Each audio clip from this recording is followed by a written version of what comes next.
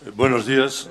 Vamos a dar comienzo a la primera sesión de la mañana de hoy dedicada a Ortega, liberalismo y democracia. Brevísimamente, para dar paso a los que saben de ello. Entre los desafíos a la democracia, no ya en la historia, que Ortega bien los conoció y denunció, sino en los desafíos a la democracia presente. Ayer, durante el acto de inauguración de este congreso, la profesora y secretaria general de la Universidad Complutense, Araceli Manjón Cabeza, ya advirtió de algunos de esos desafíos presentes. Y cabría decir, si vale como juego, pero muy en serio, y parafraseando a Ortega, que para Europa hoy la inmigración no es el problema, sino la solución. Entre los desafíos, de hecho, a la democracia es, y ayer también se señaló, una sociedad vigilada y un sistema policíaco con una restricción por autocensura de la libertad de expresión muy preocupante y de una sociedad anestesiada cuyas respuestas inmediatamente son desactivadas desde los poderes políticos, mediáticos o financieros. Y si la alternativa son los populismos o aquello que Ortega definió más o menos como democracia morbosa, la cosa adquiere una dimensión inquietante. Ayer, mirando textos de Ortega sobre el liberalismo, me encontré con uno muy curioso, con título además más curioso todavía, que es El humilde liberalismo. Y cito a Ortega: la tolerancia no es una idea política, sino una virtud estrictamente individual que tiene un nombre viejo mucho más claro: buena educación. Bórrese, pues, del sistema de principios liberales la tolerancia, porque ni es principio de nada, ni tiene sentido alguno dentro de las luchas sociales. El liberalismo, continúa Ortega, tiene que ser intolerante hasta el extremo, con intolerancia matemática. Y se pregunta Ortega, y nos pregunta, ¿se puede tolerar que 2 más 2 sean 5? Como dirá alguien tardo de intelecto, sí, Ortega, ¿no ha de tolerar el liberalismo las ideas hostiles? Nadie lo duda, pero eso no es ser tolerante, sino liberal. Precisamente la misión del liberalismo consiste en no tolerar que alguien no tolere todas las ideas teológicas, científicas y políticas. Recordar que hace ya más de 50 años uno de los situacionistas, Raúl Vaneigem, hizo uno de los textos más brillantes sobre la libertad de expresión, en los que no voy a citarlo de memoria, pero más o menos veía decir que no tenemos que tener ningún respeto hacia papas, popes, ayatolás, reyes, jefes de Estado, para expresar las ideas que solamente probablemente tengan un límite que, como todos sabéis, es el Código Penal. La democracia, precisamente el título está, yo creo que muy ajustado a la sesión que vamos a seguir hoy con las intervenciones que van a venir, porque hay un libro que marcó parte de la transición política española y que los que tenemos muchos años lo leímos casi con devoción, que era el libro del profesor Elías Díaz, Estado de Derecho y Sociedad Democrática, publicado por Cuadernos para el Diálogo, entonces una de las revistas antifranquistas e importantes. La primera cuestión es que el liberalismo es profundamente laico. La segunda cuestión es que está la gran controversia, aquella de Ortega, del mismo de socialista a fuer de liberal. Lo siguiente es que el liberalismo es profundamente individualista, porque cada individuo se emancipa de su clase. Y hay una cuestión de contextualización, ¿no? Como filólogo, las palabras son el resultado de un tiempo, de un interlocutor, de una época, de unas tendencias y de la competencia precisamente del que habla. Pero vamos a empezar, si les parece, os parece, con los ponentes de esta mañana. En primer lugar, va a hablar la profesora Dorota Lescina sobre el problema de la libertad en José Ortega y Gasset. Es profesora titular de la Universidad de Wrocław en Polonia y doctora en filosofía por la misma universidad. También doctora en ciencias políticas por la Universidad de Alicante y autora, por ejemplo, de José Ortega y Gasset, La herencia de Kant y del neocantismo marburgués, Ortega y sus estudios en las universidades alemanas y Hegel en España, de la Escuela de Sevilla a la Escuela de Madrid.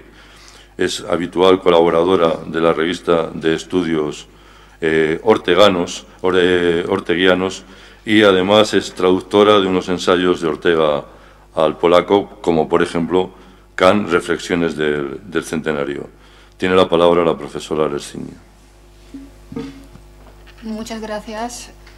En primer lugar, me gustaría dar las gracias a los organizadores, especialmente al profesor Javier Zamora Bonilla, por la invitación.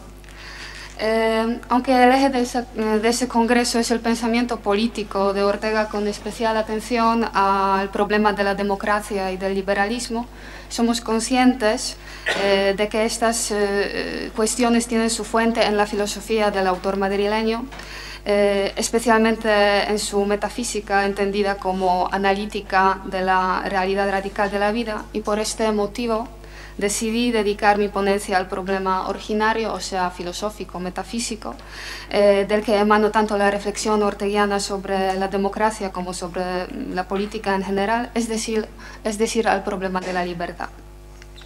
En opinión del pensador alemán Nicolai Hartmann, codiscípulo de Ortega de la Escuela Neocantiana de Marburgo, sobre la unidad y el progreso de la filosofía deciden la unidad y el progreso de los problemas filosóficos que surgen a lo largo de la historia y son abordados una y otra vez. Estos problemas tienen una continuidad histórica, pero no en el sentido que cada pensador abordaba cada problema o todos ellos existían desde el principio, sino porque el problema, una vez descubierto, va más lejos a través de toda una serie de intentos de resolverlo, a saber, hasta que no sea realmente resuelto. Y como los problemas filosóficos son de hecho inescrutables, precisamente ellos conectan intrínsecamente el pensamiento de mentes muy diferentes y épocas enteras. Uno de esos problemas que conectan tanto mentes como épocas es sin duda el problema de la libertad, cuyos inicios se remontan a la Grecia antigua y que acompaña al hombre hasta el día de hoy. Por supuesto, el problema de la libertad, como cualquier otro, estaba y está sujeto a diferentes cambios que determinan el contexto histórico y circunstancial en el que surge y los diversos modos de abordarlo. Junto con el desarrollo histórico aparecen nuevos aspectos, partes, perspectivas para presentar el problema de la libertad relacionados con la adquisición de experiencia por el hombre y los intentos de evitar los errores cometidos por los predecesores. Esto también incluye la historicidad de la filosofía, puesto que, como establece Hartmann, no comienza ella por sí misma, sino aprovecha los conocimientos reunidos durante siglos y la experiencia metódica de todas las ciencias, así como de la experiencia de doble filo de los sistemas filosóficos. Aprende de todo. En esta ponencia deseo abordar el problema de la libertad en el ámbito de la filosofía de Ortega. También en este caso nos enfrentamos a un intento de superar la interpretación presentada por sus predecesores y sacar conclusiones de los errores cometidos por ellos. Sin embargo, debemos subrayar la importancia que concedía el filósofo madrileño al concepto superación.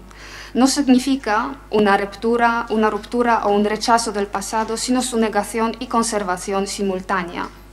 En Ortega, la superación significa una especie de acumulación del pasado, su absorción e incorporación que es imprescindible para llegar a un nivel de filosofía nuevo y superior que demuestre su progreso histórico. Este progreso, establece el filósofo madrileño, exige que esta nueva forma supere la anterior y para superarla la conserve y aproveche, que se apoya en ella, que se suba sobre sus hombros, como una temperatura más alta va a caballo sobre las otras más bajas. Progresar es acumular ser, tesaurizar realidad. Asimismo, debemos señalar que la interpretación del problema de la libertad en Ortega es una de las muchas ejemplificaciones de su proyecto de superar los ismos como realismo, idealismo, racionalismo, vitalismo, determinismo, indeterminismo, que tienen carácter excluyente y por eso abstracto, y construir en su lugar una nueva filosofía, una filosofía sobrepartidista, real e integradora. En este sentido, el problema de la libertad está estrechamente vinculado con toda su filosofía, que él mismo definía como filosofía ratio-vital o filosofía de la razón vital y histórica. La presentación de la interpretación orteguiana del problema de la libertad no es una tarea nada fácil. Esto se debe principalmente al carácter relacional de la filosofía de Ortega, en la que cada elemento, problema, cuestión, aparece en un número infinito de relaciones con los otros, constituyendo apenas una parte de una totalidad mayor. Además, esta totalidad no tiene en Ortega una naturaleza estática, sino es algo que sucede, ocurre, se realiza. Constituye una especie de fieri, que es la negación de la interpretación eleática del ser estable e inmóvil. Ortega llamó esta totalidad una realidad radical, con lo que quería decir que es el inicio, la base y el fin de todo, porque todo lo que es, todo lo que sucede, proviene de ella, existe en relación a ella y para ella y aspira a ella. Esta realidad la constituye a su vez la vida humana, entendida como individual, concreta e intransferible, como vida de un individuo en el marco de la cual se efectúa y se realiza la coexistencia de mi yo y las circunstancias. El problema de la libertad exige en Ortega el arraigo en la realidad radical de la vida de la que emerge. Es un problema propio de esta realidad, es un problema inmanente del individuo vivo que cuenta con el mundo que le rodea, se preocupa y mide con él. Esto a su vez hace que antes de pasar al concepto de libertad debamos presentar los principales aspectos de la vida propia, llamados por Ortega categorías. Así la libertad resulta ser una de esas categorías, donde por las categorías no entendemos ni las generalizaciones inductivas al estilo de Aristóteles, ni los puros y originarios conceptos a priori derivados deductivamente del intelecto puro, como sucedía en Kant, sino una especie de componentes prereflexivos que solo podemos exponer, pero que no es posible agotar intelectualmente. Las categorías entendidas como ingredientes originarios de la realidad radical tienen en Ortega un doble aspecto. Son a la vez individuales y universales. Su individualidad consiste en que la vida que determinan es siempre concreta, única e irrepetible. Es mi vida, que nadie puede vivir por mí y cuya experiencia no puedo transmitir a nadie. Al mismo tiempo, en mi vida me encuentro no solo a mí mismo, sino también el mundo y en él a otras personas y sus productos, que también son partes de mi vivir. De este modo podemos distinguir en ella ciertos rasgos comunes y universales. La indicación del doble aspecto de las categorías no plantea, según el filósofo madrileño, ninguna contradicción. La contradicción surge solo cuando examinamos la vida desde la perspectiva tradicional del ser, en la que la vida es algo dado e invariable. Sin embargo, la vida no tiene nada que ver con el eleatismo, ya es un suceder absoluto, puro e inevitable del hombre y el mundo para sí mismo. Esas categorías, dice Ortega, de nuestra vida buscamos. Nuestra vida es la de cada cual, por tanto distinta la mía de la tuya, pero ambas son mi vivir, y en ambas habrá una serie de ingredientes comunes, las categorías de mi vida. Ortega, al hacer un análisis de la realidad radical de la vida, reveló en su marco dichos componentes concretos y universales. Los redujo a 6 ingredientes principales. La primera categoría que distingue Ortega es el sentido de la vida, su comprensión, que no obstante no tienen carácter intelectual, contemplativo, sino vital. Cuando hablamos de darnos cuenta de la vida, no nos referimos, por lo tanto, a un nivel de la conciencia reflexiva, sino a una conciencia irreflexiva, que según Ortega no es de hecho una conciencia, sino la propia realidad. Ortega dice, lo esencial pues de esa conciencia primaria es decir, irreflexiva, es que para ella nada es solo objeto, sino que todo es realidad. En ella darse cuenta no tiene un carácter contemplativo, sino que es encontrarse con las cosas mismas, con el mundo. La segunda categoría es el reconocimiento de la vida como única, intransferible mía. Ortega la llama unicidad operante. Único no significa aquí uno solo, porque puede existir una cantidad infinita de los seres únicos. Dicha singularidad hace al mismo de la vida un área hermenéutica, incomunicable, exclusiva. Mi vida, dice Ortega, por ser única no puede ser en ninguna de sus partes tuya o de otro. Es porque única, heterogénea, a toda otra cosa y a toda otra vida. Es individuo único de su género en un sentido tan radical que supera la unicidad de Dios. Pues esta no es interna a Dios, sino fundada en razones nuestras. Solo en tanto en cuanto Dios sea viviente, sería verdaderamente único. La tercera categoría se refiere a ser en el mundo. La vida no es solo yo, sino en igual medida lo que me rodea, el mundo de las cosas y la gente, así como los productos de estos últimos en forma de cultura y civilización. Ortega definió todo esto como circunstancias, que son otra parte de mi yo igual de esencial. Nuestra vida, dice, la de cada cual es el diálogo dinámico entre yo y sus circunstancias. El mundo es primariamente circunstancia del hombre y solo a través de esta comunica con el universo. La circunstancia no es, por lo tanto, algo exterior a la vida, sino su ingrediente inmanente. Salvar las propias circunstancias significa aceptarlas, darse cuenta del propio arraigo en ellas. Entonces, de materia dura, insuperable, se convierten en un abanico de posibilidades que hace de la vida un área de libertad y decisiones libres del individuo. Es cierto que esta libertad no tiene carácter absoluto o ilimitado, puesto que la limita precisamente la circunstancia. La categoría de circunstancia nos introduce al mismo tiempo en la problemática de los dos siguientes componentes de la vida revelados por Ortega, la libertad y la fatalidad. Ambos están determinados por una dialéctica mutua consistente en que la libertad solo puede aparecer en el marco de la fatalidad y en la relación con ella. En ese sentido, Ortega escribía que el hombre es por fuerza libre, lo que significa que no tiene una forma de ser determinada o impuesta de antemano, sino debe crearla en cada instante de su vida, realizarla mediante las acciones y decisiones que toma. Al mismo tiempo, está obligado a elegir lo mejor, donde lo mejor ya no está sujeto a sus elecciones, sino se deriva de lo que Ortega llama el destino. Vida es a la vez fatalidad y libertad, dice Ortega, es ser libre dentro de una fatalidad dada. El filósofo madrileño relaciona el destino con el concepto de vocación, que es obligación de aspirar a ser uno mismo, a la autenticidad, que no es algo externo respecto a la vida, sino es su imperativo interno. Y dice Ortega, el verdadero destino es nuestro ser mismo. Lo que fundamentalmente nos pasa es ser el que somos. La libertad que determina nuestra vida no elimina, por tanto, la fatalidad, sino nos involucra aún más en ella. La vida es un imperativo de ipseidad, es la conclusión de aspirar a hacer realidad y convertir en un hecho lo que solo es un proyecto. Al mismo tiempo, este proyecto no es algo que hayamos elegido libremente, sino algo impuesto. Es una vida que nos impusieron, estrictamente determinada de cada uno de nosotros, que cada uno de nosotros debe vivir, tanto si quiere como si no.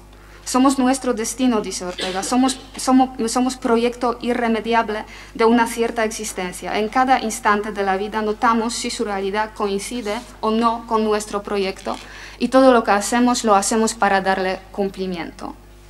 La fatalidad, como la otra cara de la libertad, no tiene en Ortega nada que ver con la necesidad típica para el determinismo tradicional. No es una necesidad externa, cósmica, que caracteriza, por ejemplo, el caso de los cuerpos celestes que se mueven por una trayectoria estrictamente determinada, sino una necesidad interna, vital, una necesidad de actuar y hacer elecciones que en cada instante nos permiten realizar nuestro destino. La necesidad humana, dice Ortega, es el terrible imperativo de autenticidad, quien libérrimamente no lo cumple, falsifica su vida, la desvive, se suicida. Resulta pues que se nos invita a lo que se nos obliga, se nos deja en libertad de aceptar la necesidad. La dialéctica de la libertad y necesidad nos remite finalmente a la sexta y última categoría de la vida, que es su temporalidad, o para ser más preciso, su carácter futurista. La vida entendida como proyecto indica que es algo que todavía no existe, algo que se realiza constantemente, algo que se efectúa en el tiempo.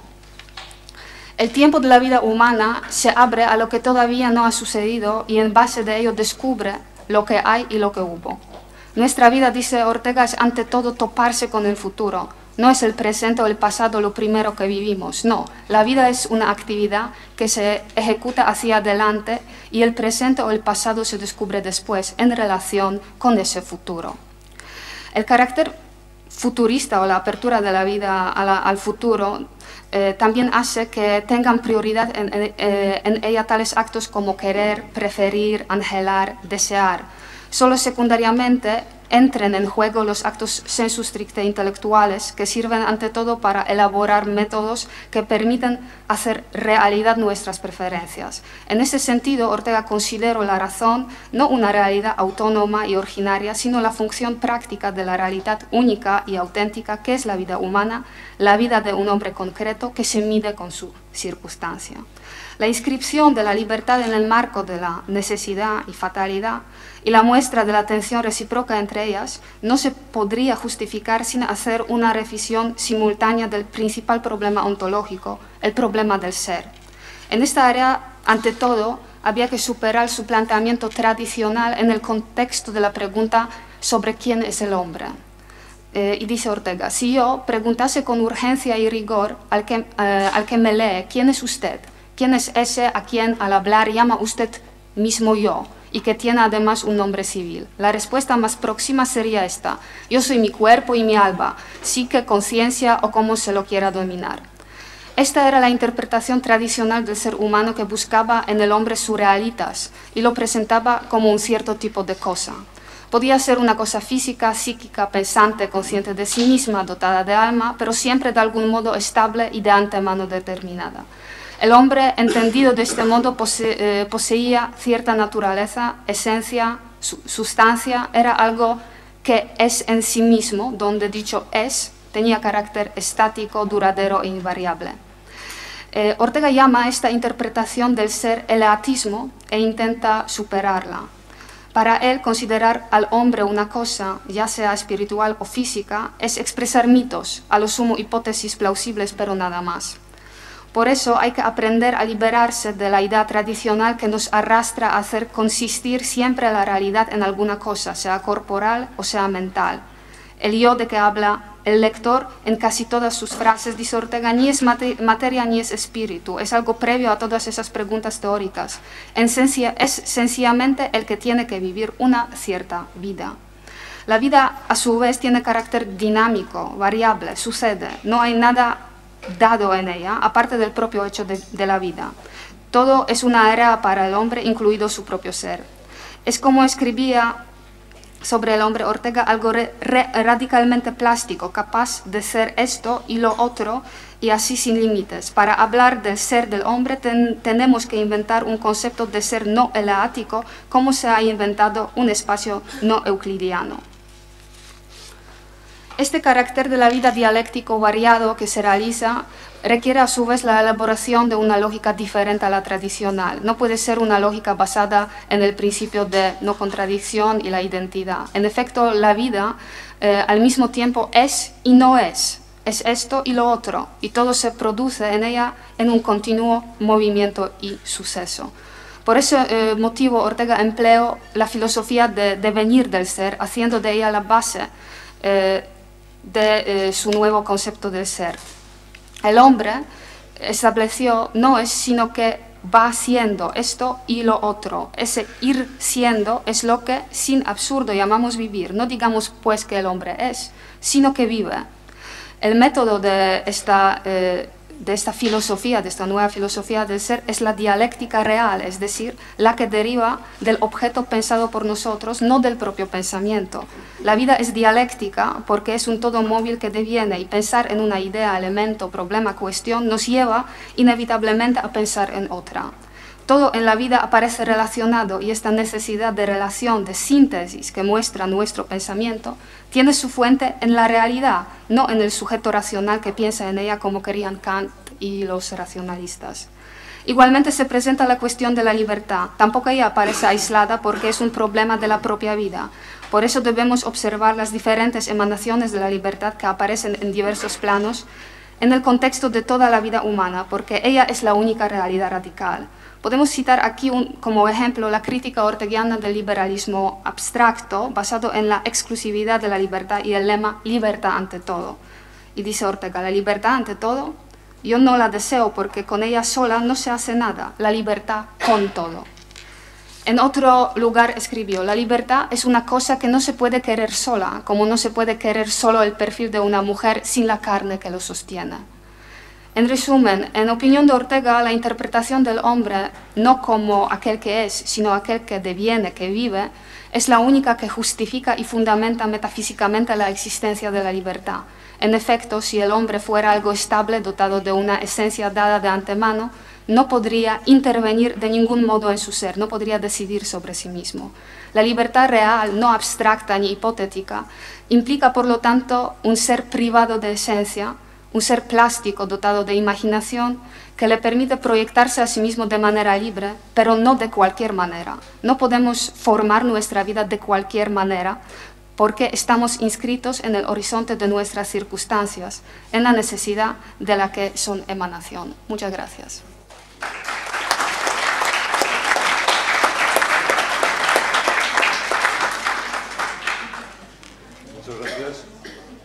Muchas gracias. Vamos a continuar. Hay un momento en la rebelión de las masas en las que va a destacar precisamente esto del carácter social de la vida humana, y cito: en realidad no puede decir el individuo dónde empieza en él lo suyo propio y dónde termina lo que de él es materia social. El profesor George Steiner, precisamente para la ponencia que viene ahora, diría que nuestro tiempo es el de la irreverencia. Las causas de esta transformación fundamental, dice, son las de la revolución política, el desorden social, él cita la célebre rebelión de las masas de Ortega y Gasset, y del escepticismo obligado de las ciencias. Tiene la palabra a continuación la profesora Beatriz Fong, es catedrática emérita de Letras Hispánicas, miembro del Grupo Universitario de Investigaciones de la Facultad de Letras del Instituto Católico de París y autora de, por ejemplo, El intelectual y la política en los artículos de prensa de José Ortega y Gasset, publicado en la Universidad de París 10, Nanterre, y de múltiples artículos y estudios brillantes y certeros sobre Ortega respecto a su problemática europea. Al mismo tiempo es coautora de 1898, La crisis religiosa en España, 1914, Neutralidades y neutralismos en cuestión, y en 2019, o sea que se acaba de publicar prácticamente, Shakespeare, Cervantes, Miradas cruzadas. Pues la profesora Font va a hablarnos sobre las reminiscencias del pueblo de Michelet en la obra de Ortega. El pueblo es este libro, ¿no?, que trae en esta edición tan de Flammarion, tan de bolsillo, por otra parte. Tiene la palabra, por favor.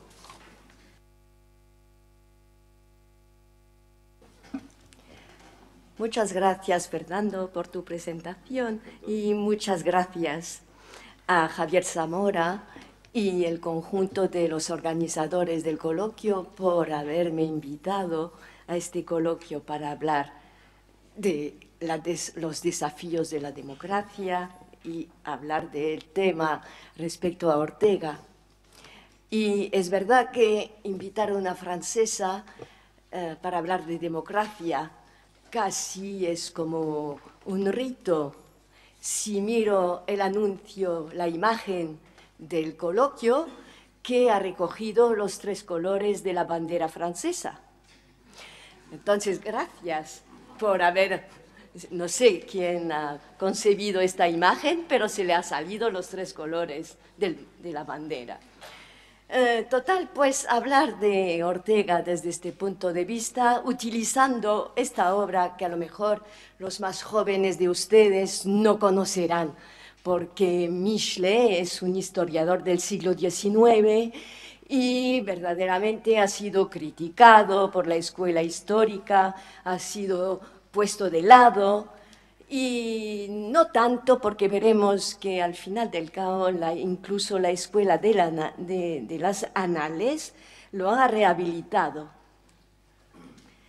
Y si me permiten un tema un poco personal, no sé si está permitido en la universidad, pero en fin, últimamente ustedes en España tienen problemas democráticos y claro, no mirarán los nuestros, de los franceses, lo mismo que nosotros tampoco miramos mucho a los de los españoles, incluso no los entendemos. Pero si saben ustedes que hemos tenido 2 acontecimientos este último año muy reveladores de los desafíos de la democracia, porque primero el movimiento de los chalecos amarillos, de Gilets jaunes, y últimamente también un movimiento de masa que acaba de tener lugar ahora, la muerte de Chirac. Y Chirac es un presidente de la República y un político de siempre de Francia que ha tenido 40 años de vida política. Esto sí que en una democracia es digamos, un hecho, una hazaña, dirían ustedes. Y desde luego también ha habido una manifestación de masa respecto al entierro de este antiguo presidente que ha sido enterrado casi como un monarca. Se ha hecho un catafalco, una misa, unos momentos, 4 días incluso de luto tuvimos en Francia hacia un representante de la República. Y aquí pues un fenómeno muy interesante de reflexionar sobre el comportamiento del francés tan apegado a los valores de su república y sin embargo comportándose como, pues digamos, un partidario de una forma monárquica del poder. Y aquí pues el por qué se me ha ocurrido pensar en Michelet y pensar en este pequeño libro que se llama El Pueblo, que tampoco me imagino que los estudiantes de aquí conocerán. Este libro les recomiendo la lectura, primero para entender la idea que tiene el francés del pueblo y para entender también un poco a Ortega, cosa que ustedes no verán bien el hilo de la cosa, pero van a ver cómo va. De modo que las interrogaciones de hoy acerca del protagonismo del pueblo en las democracias europeas, y el problema del populismo lo tenemos todos, incitan a cuestionar de nuevo a Ortega a este respecto, porque es verdad que las conocidas consideraciones despectivas de Ortega hacia el pueblo español, el más anormal de Europa. Les recuerdo que dijo eso también. Y acerca del embellecimiento de las masas en general, incluso hacia la gobernación de lo vulgar. Todo eso, pues, incita a clasificarlo entre los censores del demos. Sin embargo, la lectura detenida de algunos textos emblemáticos y menos conocidos del filósofo español ofrecen perspectivas inadvertidas y precisamente cuando se les mira desde el punto de vista de sus lecturas de Michelet, pues Ortega ha leído a Michelet, ha leído obras decisivas y ha leído El Pueblo. Después, entonces, lo que les voy a proponer, después de citar, compilar las referencias explícitas del filósofo a Michelet y esbozar algunas aportaciones de Michelet respecto al concepto del pueblo, pues me propongo evidenciar algunas reminiscencias de las lecturas juveniles de Ortega sobre su visión del pueblo. No voy aquí a minimizar todos los estudios que se han hecho, en particular de Cerezo Galán, sobre la influencia de Fitch en el pensamiento de Ortega sobre la idea de nación, porque claro, son decisivas y aquí no me meto. Pues también quiero recordar, como lo afirma Ortega mismo y su discípulo Javier Marías, que conserva Ortega hasta el final una vinculación estrecha con la cultura francesa. Esto jamás hay que olvidarlo y aquí lo repito. De ahí que la influencia de un autor como Michelet, que quiso, recuerdo ya la primera idea sobre Michelet, para que lo sepan, Michelet vivió durante el reinado de Luis Felipe, el rey burgués, también durante el imperio de Napoleón III, y murió nada más acabar la Comuna. Es decir, que vivió verdaderamente los desafíos de la democracia. Y la primera idea era fundar frente al catolicismo una iglesia nueva, que sería la República. Y esto debió de marcar las ansias del joven Ortega en busca de salvación para su país, y una salvación laica. Y creo que por escasas que sean las entradas de Michelet en las obras completas, pues merecen ser comentadas más particularmente respecto a la visión orteguiana del pueblo, porque estas utilizaciones, como lo dice Pedro Cerezo, reflejan la tensión que hay en Ortega entre democracia y aristocracia, que es latente en todo el pensamiento ético-político de Ortega. Casi me atrevería a insinuar que esta tensión que hay en Ortega procede del dilema vivido en su juventud al querer liberarse de la cultura francesa, porque dice en 1911 que porque hemos nacido y pervivido en una atmósfera francesa, es menester que la pongamos en crisis y reaccionemos contra ella si descubrimos, como acontece, que no nos alimenta. Ahora bien, este título de mi comunicación utiliza adrede la palabra reminiscencias. Primero, por tres razones. La primera es que no pretende en absoluto mi comunicación ser exhaustiva.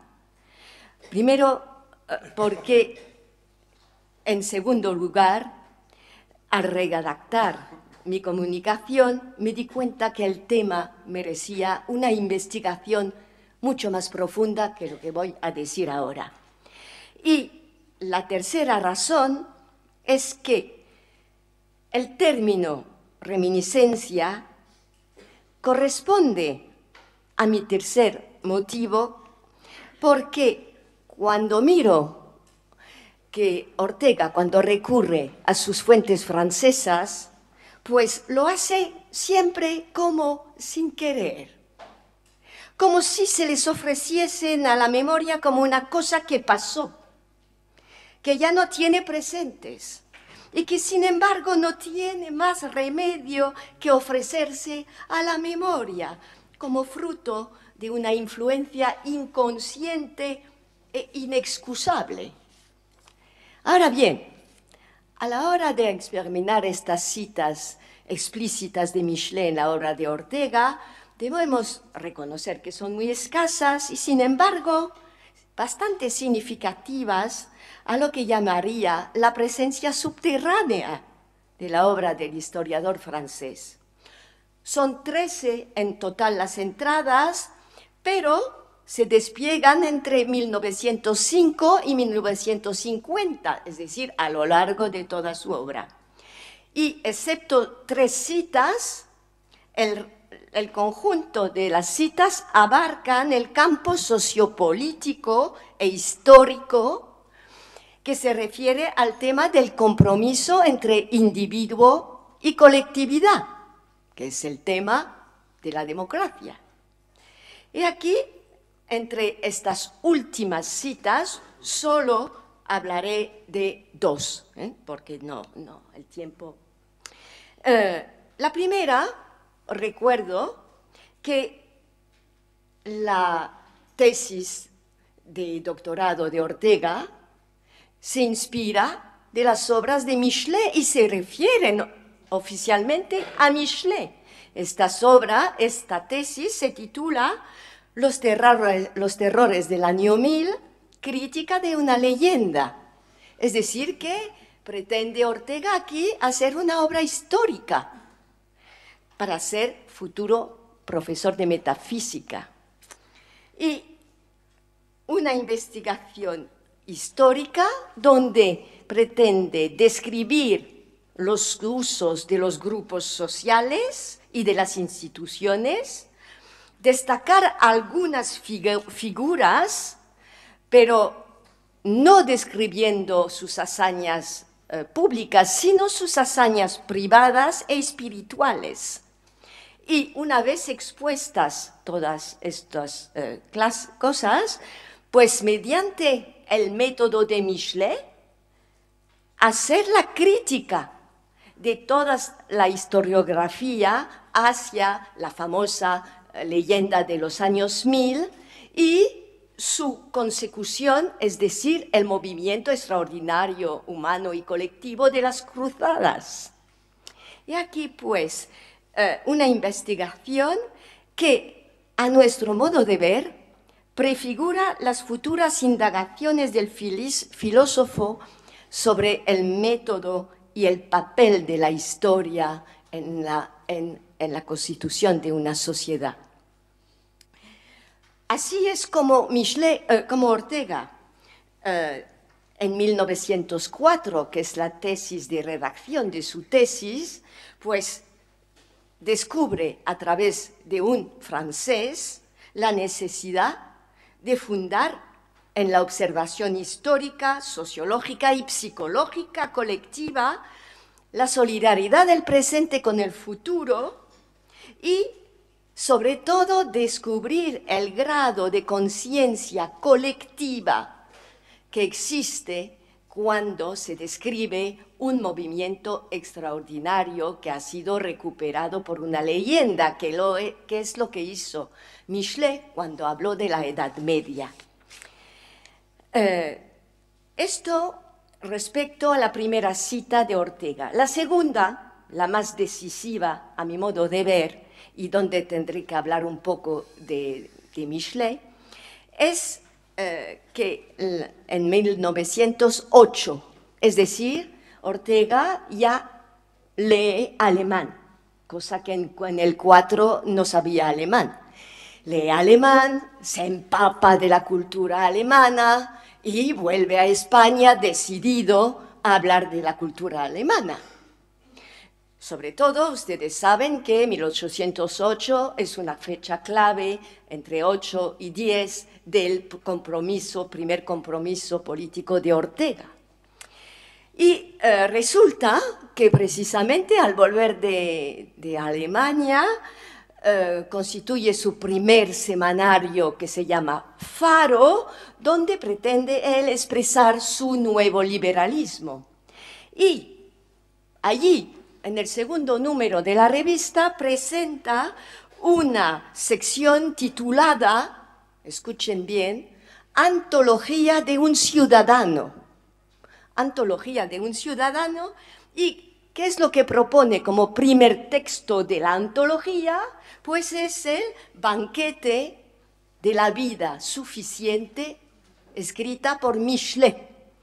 Banquete de la vida suficiente. Es decir, que en aquella época Ortega considera como fundamental ofrecer a sus lectores la presentación de un texto de Michelet cuyas páginas, y cito, son trozos elocuentes y conmovedores que aguzan la sensibilidad política y pertenece a obras eternas.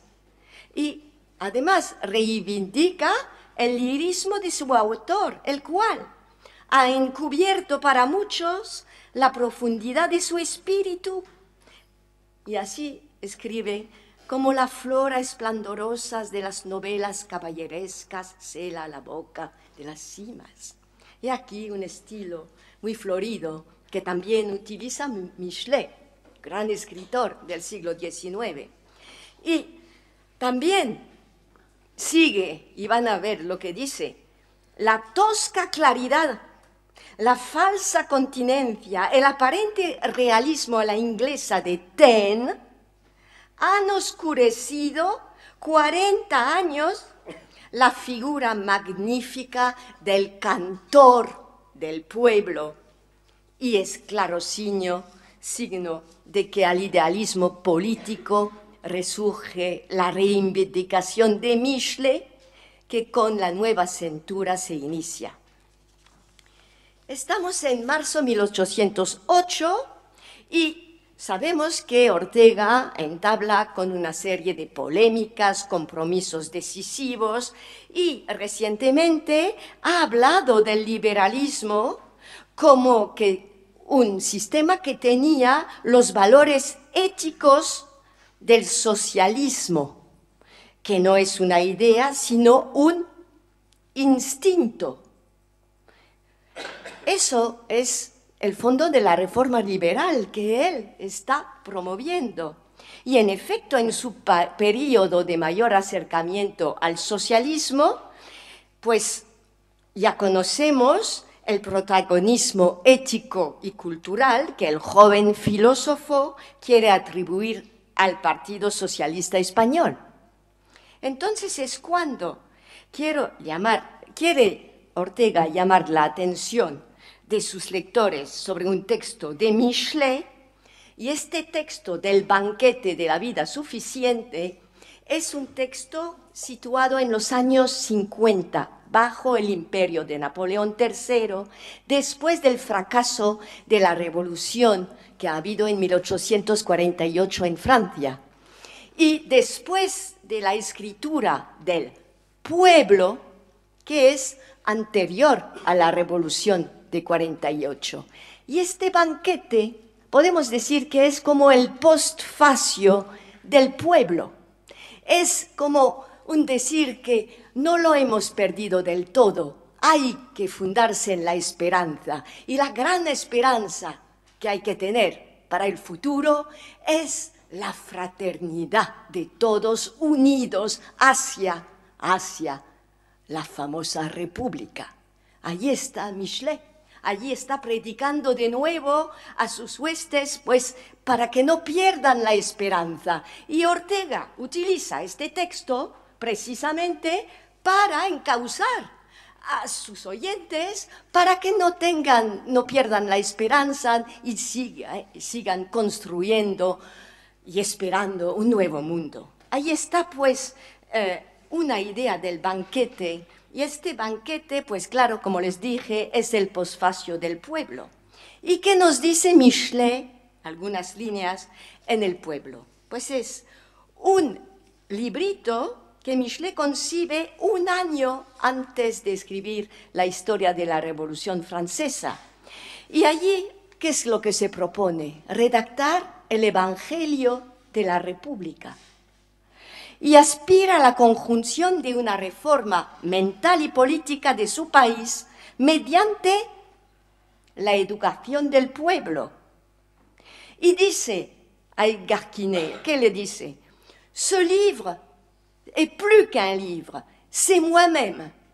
Y aquí un señor que se identifica con el destino de su pueblo, el pueblo entero. No hace la diferencia entre la burguesía y el resto de la sociedad, lo mezcla todo. Claro, tampoco va a decir que la burguesía y la critica, porque la critica en un momento donde la sociedad se está modificando y el industrialismo ya está en la nueva sociedad liberal de aquel tiempo, y allí pues critica también a los burgueses, pero sin embargo quiere la unión del todo. Y es interesante ver que en el pueblo, pues Michelet apunta a la modificación de la sociedad debido al industrialismo y a la amenaza que tiene la humanidad frente al maquinismo. Estas son ideas que están en la rebelión de las masas. Y también a la codicia material. Les recuerdo que es la época cuando Guizot decía «enrichissez-vous», hay que enriquecerse, el dinero es lo que vale. Y allí Michelet pues combate todo este ideario. Y después de unas descripciones contemporáneas de todo su entorno, pues Michelet quiere que sus futuros discípulos se animen hacia una actuación redentora, y cito, de la vitalidad actuante del pueblo. Esta es una frase clave y encontraremos mucho de esto incluso en Vieja y Nueva Política. Bien, es decir que Michelet quiere proceder al alborear de un pueblo cuyo destino se inscribe en la historia de Francia y que va elaborando en particular en la historia de la Revolución Francesa. Y allí, para él, es la consagración del proceso del lento despierto de las energías latentes, transformadoras del pueblo, y que se moviliza con espontaneidad, la espontaneidad del pueblo. De modo que se puede decir que Michelet destaca pues el papel interactivo del propio tejido de la sociedad civil y su fe en su capacidad regenerativa. Y está convencido que es en el pueblo donde se recupera el calor social, donde se aguarda el tesoro de la vida universal y donde brota el manantial del amor, de la fraternidad. Esto es lo que defiende Michelet, la fraternidad. Y esto es lo que marca a Ortega. Porque no solo promueve la instrucción laica pública, sino que también quiere el saneamiento general del país y le quiere inocular la fe en la humanidad, la fe gracias a la cual la amistad, es decir, la fraternidad, será la emancipación general del pueblo francés. Y de ahí que Michelet quiere la emancipación religiosa conforme al principio de autonomía de la conciencia y a la creencia en la espontaneidad de la condición humana. Así que Michelet defiende una idea de la libertad capaz de poner en juego todas las energías potenciales del pueblo, unido en una ordenación de la vida. Es decir, que ante todo manifiesta su fe en esa vida emergente en la sociedad. Así que podemos ver, porque creo que, no sé cómo voy, digamos que allí tenemos pues una idea recurrente de suprimir la distancia entre lo individual y lo social, y en lo que insiste sobre todo Michelet es la fraternidad. Y entonces el banquete de la vida suficiente que nos presenta Ortega en 1808, pues recopila todo este ideario y además es una alegoría de la cena eucarística, porque Michelet allí nos dice que la vida suficiente tiene un propósito moral, es un banquete fraternal, es el heroísmo del sacrificio, es el ágape universal de conciliación y reconciliación. Y así el historiador se transfigura en el profeta de la República, que convoca al banquete todos los fieles dispersos de la Iglesia republicana para el advenimiento de una revolución que ha de ser la felicidad de la virtud, del goce, de lo necesario sin superfluidad, es decir, la famosa ética que defendía Ortega en aquella época.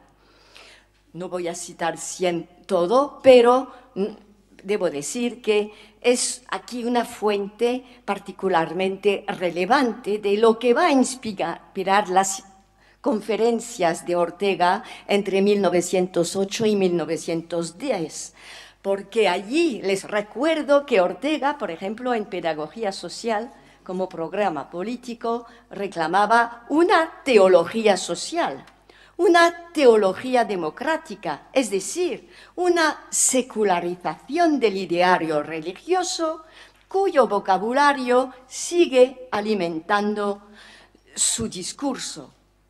¿Por qué?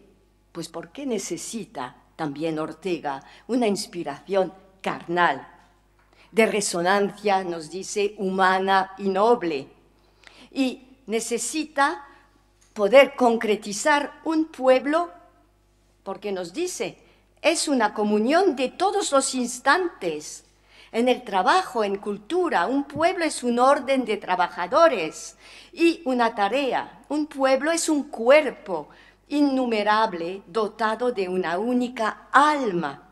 Democracia, un pueblo es un escuela de humanidad.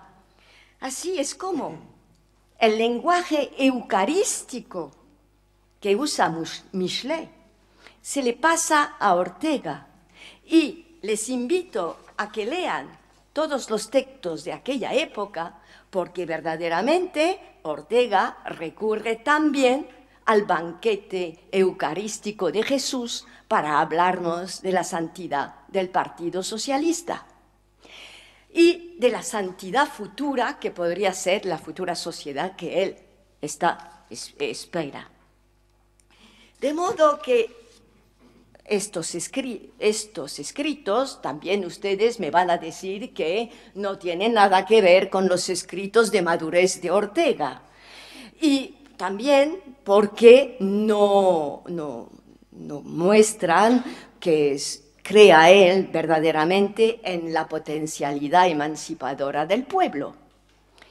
Pero hay otras cosas que mirar cuando Ortega habla precisamente de este tema, o cuando quiere hablar en aquella época, pero no lo dice directamente. Y una pista que doy, porque se me escapa el tiempo, sería mirar la palabra espontaneidad, que usa cuando quiere hablar precisamente de esta parte esperanzadora del pueblo. Ya no habla mucho del término pueblo, y sobre todo en la rebelión de las masas.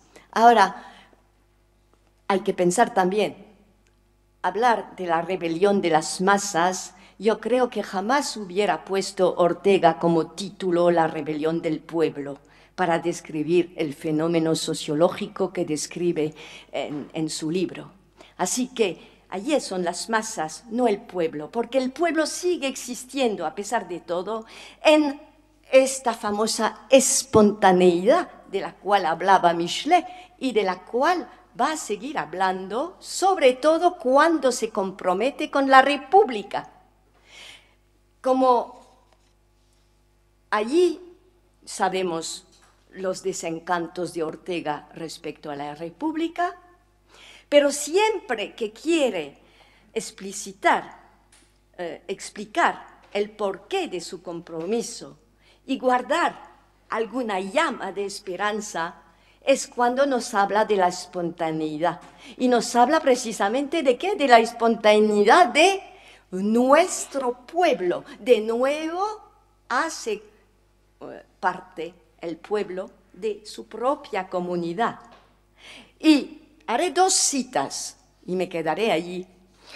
Una cita de diciembre 31, cuando intenta fundar un partido de nacional, que llama él. Y la primera cita dice lo siguiente respecto a su compromiso.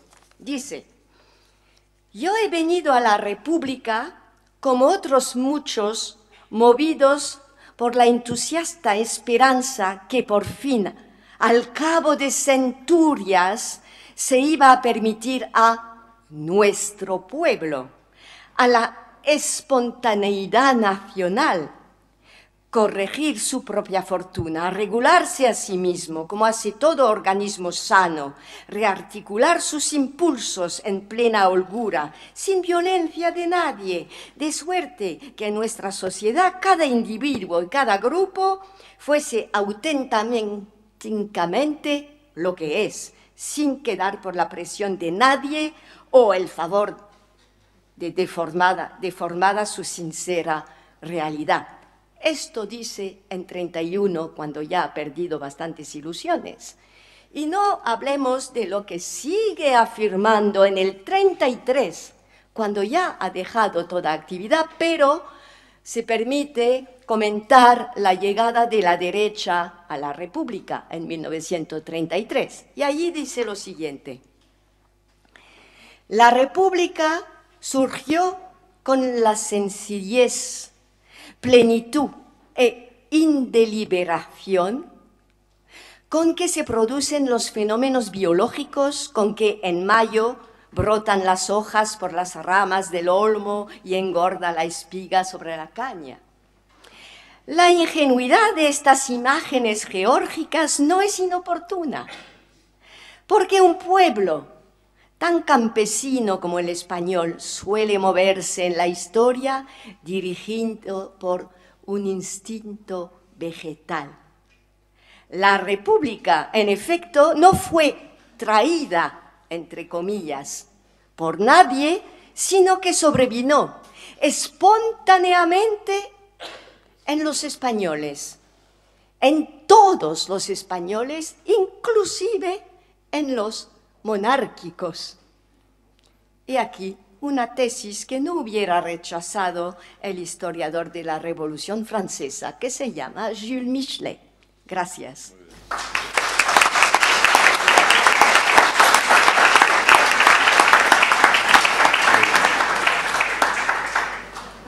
Muchas gracias, profesora Font. La verdad es que oyendo tu espléndida ponencia uno pensaba que benditos tiempos aquellos en los que la gente creía en la espontaneidad del pueblo. Porque, en fin, no creo que la circunstancia presente sea exactamente las mismas por muchos motivos. A continuación tiene la palabra el profesor Jaime de Salas Ortueta. Recordaba unas palabras de él precisamente porque nos va a hablar de lo que podría ser un viaje intelectual, de España invertebrada en torno a Galileo. Y tenía unas palabras del profesor Salas, decía, Ortega marca la transición de una cultura de conferencias, artículos en la prensa, conferencias públicas y tertulias, a una cultura más universitaria y de seminario, y logra recoger mucho de lo mejor del mundo que abandonó, a la vez que facilitar la llegada de la situación actual. El profesor Jaime de Salas estudió en Londres, está vinculado a la Facultad de Filosofía de la Universidad Complutense desde 1974, es catedrático de Filosofía en la misma universidad y becario del Consejo Superior de Investigaciones Científicas, donde además es colaborador, ganó la posición de colaborador científico. Ha colaborado en el Max Planck Instituto de Historia de Göttingen, en la Fundación Ortega y Gasset, entonces solo Fundación Ortega y Gasset, dirigió durante 7 años el Seminario de Estudios Orteguianos, así como un primer boletín orteguiano que yo conservo, Jaime, estupendo, y además perteneció desde el 86 al 2001 al Consejo de Redacción de la Revista de Occidente. Voy a citar, por ejemplo, que ha representado a España entre el año 95 y 97 del pasado siglo en los proyectos del programa Caleidoscopio que convoca la Unión Europea. Y ha publicado libros, traducciones, artículos, revistas especializadas y trabajos de manera especial sobre Leibniz y Hume, pero también Spinoza, Bodino, Renan, Hegel, Pascal, Tocqueville, Nietzsche, Sartre, Habermas, Arendt, Rorty y, por supuesto, Ortega. Tiene la palabra Jaime de Salas. Muchas gracias. Muchas gracias por esta introducción. Felicitaciones al organizador y a su equipo por esta reunión. Es la culminación de varios años de un equipo de investigación y creo que es una culminación también de una trayectoria muy importante de investigación orteguiana. El título de mi conferencia en realidad es de España invertebrada en torno a Galileo, pasando por la rebelión de las masas. La posición de Ortega dentro del paisaje político de los últimos años de la Restauración, es decir, el contexto inmediato en el que escribió España invertebrada, ya ha sido suficientemente aclarada por la introducción de Francisco Martín a dicha obra y los estudios de Antonio Elorza y de Pedro Cerezo. Por ello, esta ponencia pretende insertar dicha obra dentro de la progresión del pensamiento orteguiano, entendiendo que una mirada transversal que compare distintas obras puede resultar útil a la hora de poner de manifiesto la envergadura de su pensamiento. Mi intervención abunda en un tipo de exposición que practicó en su día Julián Marías con Ortega II, las trayectorias, y también biógrafos como el propio Javier Zamora. Se renuncia en alguna medida al detalle del texto para resaltar la continuidad del pensamiento de Ortega. Por supuesto, la relación de la obra con el proyecto inicial de Ortega de Meditaciones del Quijote es importante. A ello nos referimos en primer lugar. En segundo lugar, resaltaremos algunas dimensiones de España invertebrada que, a pesar de su interés, Ortega no desarrolla. A continuación, pasaremos a comentar la relación de esta obra con la rebelión de las masas. Finalmente, y sobre todo, nos preocupa la incidencia de la segunda navegación de Ortega, que anuncia en el prólogo a una edición de sus obras. En torno a Galileo implica un progreso desde España invertebrada en la medida en que la visión intelectual de Ortega se profundiza y cambia de acuerdo con su propia experiencia histórica. En el trasfondo de este análisis se encuentra la visión de Ortega como un intelectual que busca desde el principio la regeneración de la sociedad española y, a la vez, una mejor comprensión de su desarrollo histórico y de las posibilidades de aquella sociedad. En este sentido, tenemos que entender su figura como respondiendo a dos exigencias distintas y a la vez complementarias. Para simplificar mucho, diría que el intelectual de gran proyección pública se pregunta con Lenin ¿qué hay que hacer?, mientras que el hombre de la academia se interroga cómo hemos llegado hasta aquí e incluso cuáles son las posibilidades reales de nuestra sociedad. España invertebrada intenta responder simultáneamente a estas preguntas. mas el paso de España invertebrada a Entorno a Galileo no significará que una de estas dos dimensiones desaparezca, pero sí que una, la histórica, la descriptiva y analítica, pasa a ocupar preeminencia frente a la otra, la más prescriptiva y atenta a las exigencias de la coyuntura política que había predominado originariamente. 1. Entendemos, en primer lugar, España invertebrada desde la concepción general de filosofía que ya aparece en Meditaciones del Quijote. En realidad, esta orientación general es una de las facetas permanentes y más distintivas de la obra de Ortega. En el fondo, su obra consiste en un proyecto de aclaración de la circunstancia histórica del momento del autor. Se puede leer en Meditaciones del Quijote. Y cito: la reabsorción de la circunstancia es el destino concreto del hombre. Fin de cita.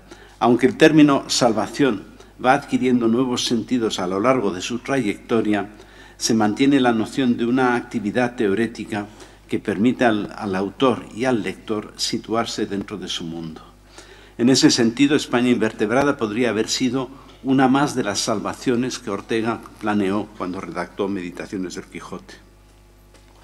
Pero hay algunas inflexiones importantes entre las dos obras. En el caso de España invertebrada se cambia el punto de vista con respecto a la obra anterior.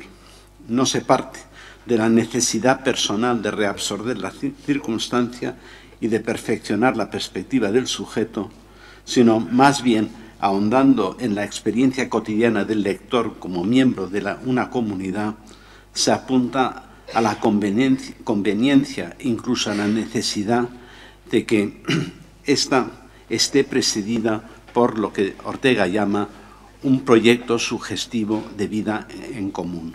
Es decir, por una acción política que superaría los intereses particulares de los individuos y de los distintos estamentos de la sociedad, incluyendo, por supuesto, los intereses de las regiones.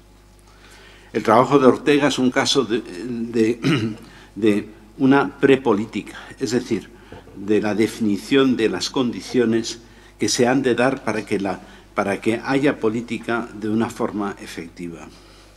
En las Meditaciones del Quijote pretende una transformación del propio lector en lo que respecta a la dilatación y profundización de su perspectiva.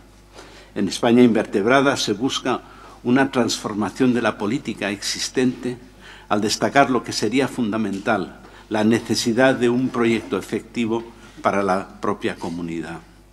Solo así se logra la integración efectiva del ciudadano en esta. Y así se puede hablar de una integración proyectiva del individuo en la medida en que el proyecto permite que éste se reconozca a sí mismo como parte de la sociedad. Una segunda cuestión donde el cambio de perspectiva entre Meditaciones del Quijote y España invertebrada resulta fundamental se encuentra en la voluntad de huir de la magia del deber ser, que es el título de uno de los capítulos de España invertebrada. Es un tema central en toda la obra orteguiana, pero queda resaltada aquí casi por vez primera al abandonar el planteamiento más subjetivo de Meditaciones del Quijote y de Vieja y Nueva Política. Es una respuesta a una forma intelectualista de entender la política para la que se puede actuar sin tener en cuenta las posibilidades reales de la sociedad. Y aquí cito a Ortega: cuando se elabora el ideal social, cuando se lucubra aquel tipo más perfecto de sociedad que debe sustituir a las actuales, se incluyen en él tan solo mejoramientos éticos y jurídicos, dejando fuera todas las demás cuestiones que son moralmente indiferentes. El debe ser del moralista, del jurista, es pues un debe ser parcial, fragmentario e insuficiente. Teniendo una dimensión ética, es decir, relativa a la perspectiva particular de cada individuo, el proyecto no se puede deducir completamente desde un deber ser. Los valores morales y jurídicos se han de conjugar desde dentro de la perspectiva personal y, por otro lado, teniendo en cuenta la realidad histórica y las posibilidades de la sociedad. En este sentido, las formulaciones de Ortega, de la moral y de la ética, dejan abiertas el contenido de acuerdo con las posibilidades de las circunstancias y, sobre todo, la fuerza innovadora de la vida. 2. En el tratamiento de España invertebrada me voy a limitar a destacar algunos aspectos que me parecen especialmente relevantes, dejando otros sin tratar, a pesar de que constituyan contribuciones importantes. Entre lo que omito estaría la descripción de las limitaciones de la sociedad española desarrolladas sobre todo en la primera parte. Ortega señala el particularismo, la tendencia a crear compartimentos estancos y la tentación a la acción directa. Las caracterizaciones del particularismo son de una nitidez clara. Particularismo es aquel estado, cito, particularismo es aquel estado de espíritu en que creemos no tener por qué contar con los demás. Fin de cita. Tampoco entro en la explicación histórica de los males de la sociedad española derivados de la presencia entre nosotros de los visigodos y no de otros pueblos bárbaros. En cambio, sí quisiera detenerme en la integración que supone la política. Para llegar a la unidad nacional por encima de cualquier particularismo, dos conceptos aparecen como fundamentales para la posición de Ortega. Por un lado, el de integración o incorporación que domina el primer capítulo de la obra. En el caso de España invertebrada, es el paso de distintos pueblos a formar parte de la comunidad romana. Y cito, la organización de muchas unidades sociales preexistentes en una nueva estructura. En esas condiciones, la actividad hegemónica se proyecta sobre las distintas partes del conglomerado resultante, sin por ello anular cada una de estas por completo. Ortega, citando a Mommsen, traza el proceso de constitución del Imperio romano, así como de su posterior decadencia en este primer capítulo. Lo fundamental es que ese proceso de sometimiento no significó la aniquilación de la propia personalidad de las partes existentes con anterioridad. Y cito, sometimiento, unificación, incorporación, no significa muerte de los grupos como tales grupos. La fuerza de la independencia que hay en ellas perdura, bien que sometidas. Esto es, contenido su poder centrífugo por la energía central que los obliga a vivir como partes de un todo y no como todos aparte. El resultado es que cada sociedad incluye un grado de lo que Ortega denomina elasticidad. Y aquí cito a Ortega. Lo necesario e importante es que cada parte de un todo social conozca a cada una y, en cierto modo, viva los deseos e ideas de las otras. La vida de cada individuo queda, en cierta forma, multiplicada por los deseos e ideas de los demás. Fin de las citas.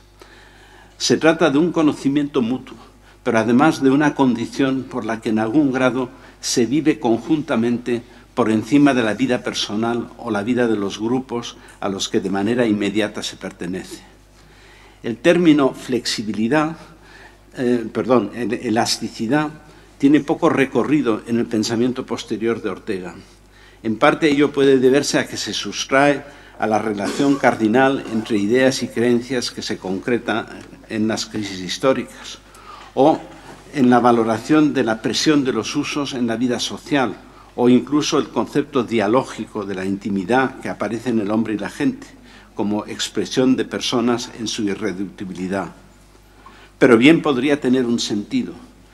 Ante el concepto al que sí atiende Ortega, el concepto de mando, habría un nivel distinto, previo, implícito tanto al mando como al de resistencia, por la que los miembros de una comunidad no solo viven su propia identidad o la de aquellos que son sus más inmediatos interlocutores, sino un relato común.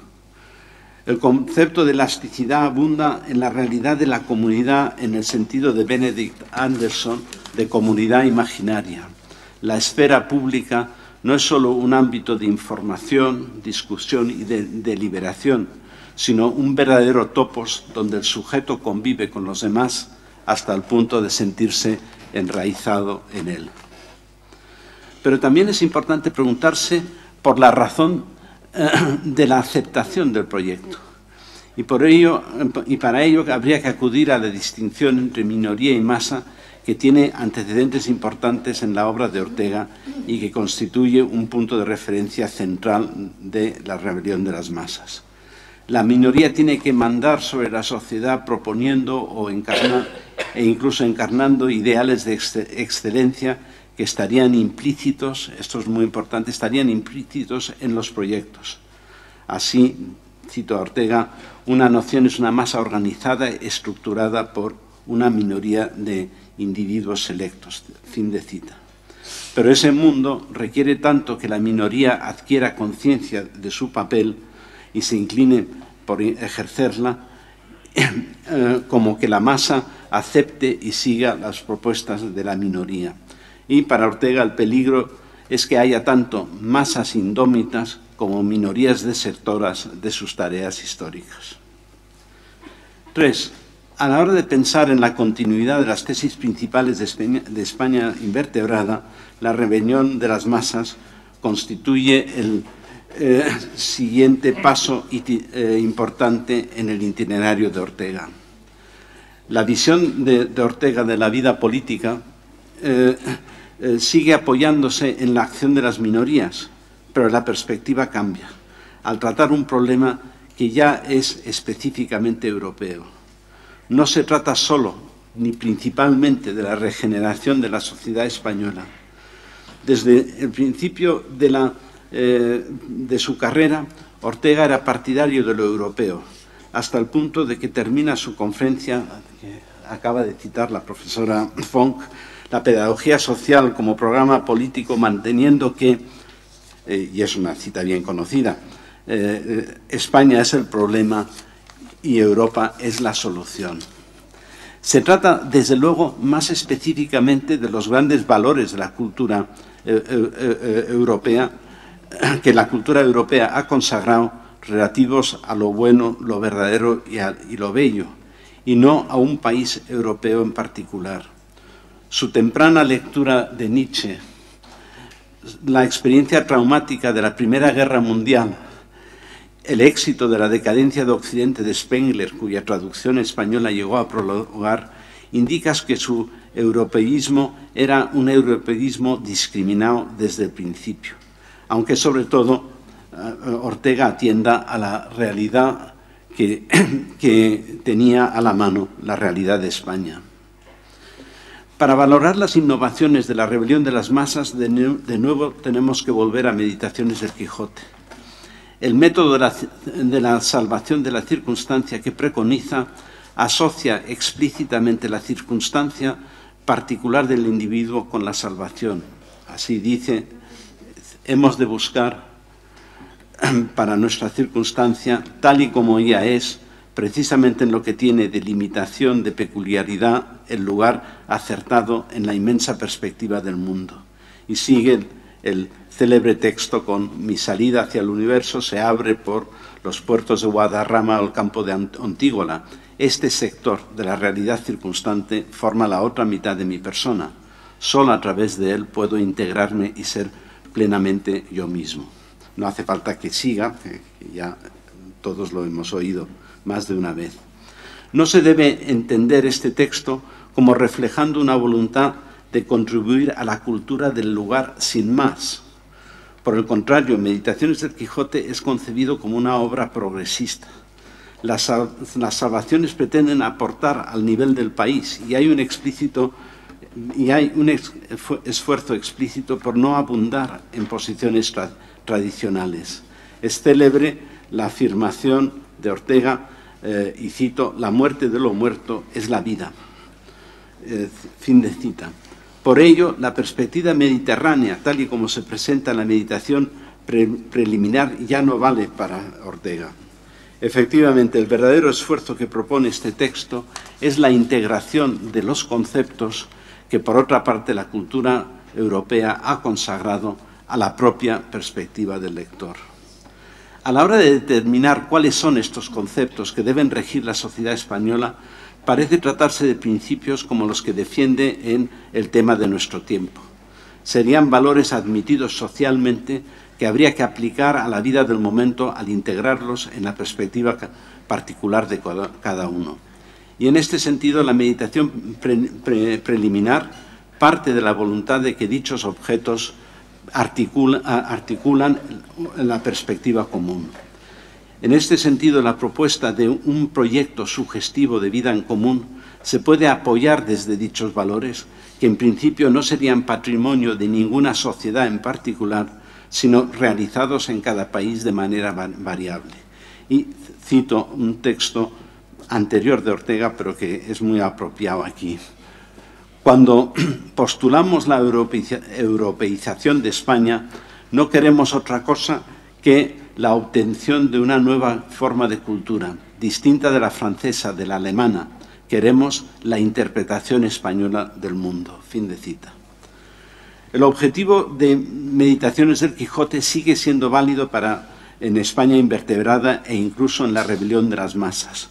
Lograr que la visión de la propia realidad del lector y del autor sea organizado a través de principios que están consagrados por nuestra cultura común. Y en este sentido, la regeneración de España se inscribe dentro de una voluntad de mantener los grandes valores europeos, aunque este europeísmo quede en segundo plano frente al análisis de la realidad española inmediato en el caso de España invertebrada. Pero con respecto a Europa, la gran novedad que representa la rebelión de las masas no consiste en que se propongan valores europeos, sino que se trata de crear una entidad supranacional que permita nuevas dimensiones a las naciones y sociedades ya existentes. Ortega entiende que los problemas de España también se dan en las sociedades europeas del momento. No solo es que estos valores se cumplen relativamente, sobre todo es importante encontrar un nuevo espacio institucional que se sobreañadiría a las ya existentes y que permitiría plantear y resolver problemas que exceden el radio de acción de los gobiernos de las naciones. Es también una propuesta de proyecto donde el titular ya no serían las naciones aisladas, sino algún ente que surgiera sobre ellas, dentro de lo que ya había descrito como lo propio del Imperio Romano en el comienzo de España invertebrada. Y el efecto sería la aportación de una nueva dimensión para las naciones ya existentes. Así dice el propio Ortega, el magnífico y largo pasado la hace llegar a Europa a un nuevo estadio de vida donde todo ha crecido, pero a la vez las estructuras supervivientes de ese pasado son enanas e impiden la actual expansión. 4. Nuestra tesis es que la obra de Ortega sufre un cambio importante a partir de 1932. Habría una inflexión que tendría a nuestros efectos dos dimensiones. Por una parte, hasta el momento había entendido su obra como una dimensión de su actividad como intelectual u hombre público. Escribía dentro de un contexto determinado y atendiendo a la situación que compartía con sus lectores.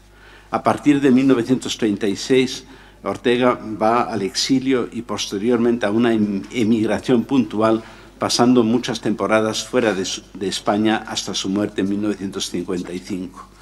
No cuenta con la misma proyección pública que había tenido en su juventud. Le falta el escenario donde su intervención pudiera resultar políticamente relevante. Ciertamente no abandonó completamente las actividades públicas, con sus conferencias y con iniciativas como el Instituto de Humanidades o la presencia suya en Berlín en 1949. Pero su trabajo no tenía la misma relevancia política como hasta la llegada de la Segunda República. Y esta dimensión autobiográfica, desde luego, es importante. Siempre había trabajado desde su perspectiva sobre el momento histórico y las posibilidades que sus reflexiones pueden tener. En cambio, en el comienzo de este periodo, en el importantísimo prólogo a una edición de sus obras, había anunciado que busca un público académico europeo mucho más que la opinión española. Pero sobre todo pasa a preponderar en su pensamiento político la explicación a la prescripción. Con la introducción de la diferencia entre ideas y creencias logra una mayor profundidad explicativa. Sabe ahora entender mejor por qué tiene lugar el cambio cultural. Pero ese adelanto se logra a costa de la fuerza prescriptiva que una visión centrada en el proyecto como sugestivo programa de vida en común puede suscitar. Efectivamente, la distinción entre ideas que se tienen y creencias en las que uno está apunta a dos niveles de subjetividad, aquella que rige la conciencia de nuestros actos y aquella que posibilitando a la primera, permanece en segundo plano sin tematizar e incluso inconsciente. No sé cómo voy de tiempo. Fatal. Pues entonces voy a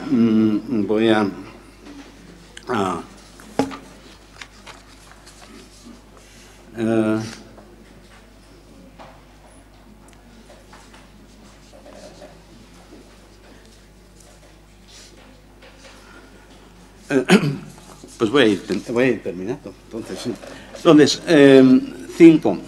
Se puede hablar de integración creencial del individuo en la sociedad por oposición a una integración proyectiva. En principio, la distinción de ideas y creencias en Ortega está relacionado con la historia de la cultura, es decir, se entiende de la cultura científica y religiosa y por ello tiene pocas aplicaciones iniciales a la vida social y política. Sin embargo, si ampliamos esta noción de creencia para incluir usos y vigencias, podemos apreciar que tiene también en Ortega un recorrido mayor. En lo que respecta a la noción específica de integración creencial, hay pocos textos que avalarían directamente dicha hipótesis, pero se puede mencionar sobre todo dos conceptos cuya presencia Ortega rastrea en la historia de Roma: concordia y legitimidad. En lo que respecta a la concordia, hay un solo texto del Imperio Romano, que es el siguiente. La sustancial concordia implica una creencia firme y común sobre quién debe mandar. Mas el desarrollo más explícito de la integración creencial aparece en el curso sobre Toynbee, donde Ortega pone en cuestión la verdadera legitimidad, al valor, ante todo, aquello que existía en la antigua Roma. Algo es jurídicamente legítimo, el rey, el senado, el cónsul, cuando su ejercicio del poder está fundado en la creencia compacta que abriga a todo el pueblo, del que, en efecto, es quien tiene derecho a ejercerlo. Final de cita. Y esta noción de legitimidad es contrastada por Ortega con aquella que se deriva del parlamentarismo moderno posterior a la Revolución Francesa. No es que la integración creencial no exista por Ortega, pero efectivamente no es una dimensión central de su teoría última de la sociedad. En cambio, en el caso de la integración proyectiva, nuestro autor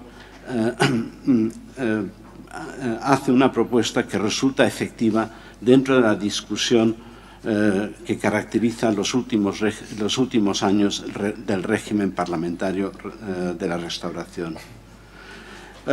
Y ya, para terminar, la inflexión del pensamiento de Ortega resulta interesante en la medida en que la distinción entre ideas y creencias le permite llegar a una comprensión del cambio cultural.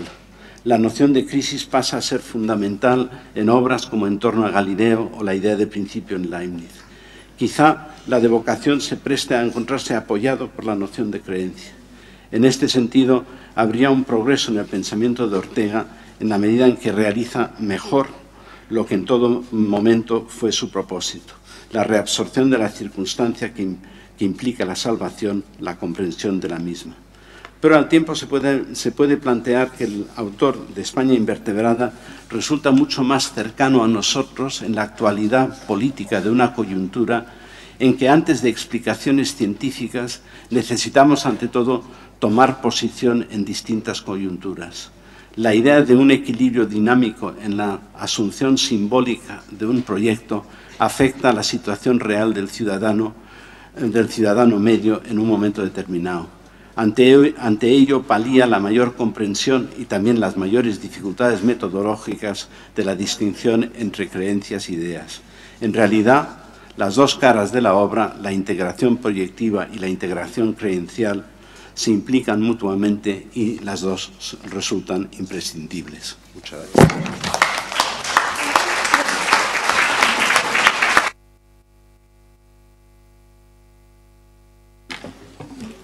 Si siguiéramos Muchas gracias, Jaime, estupendo.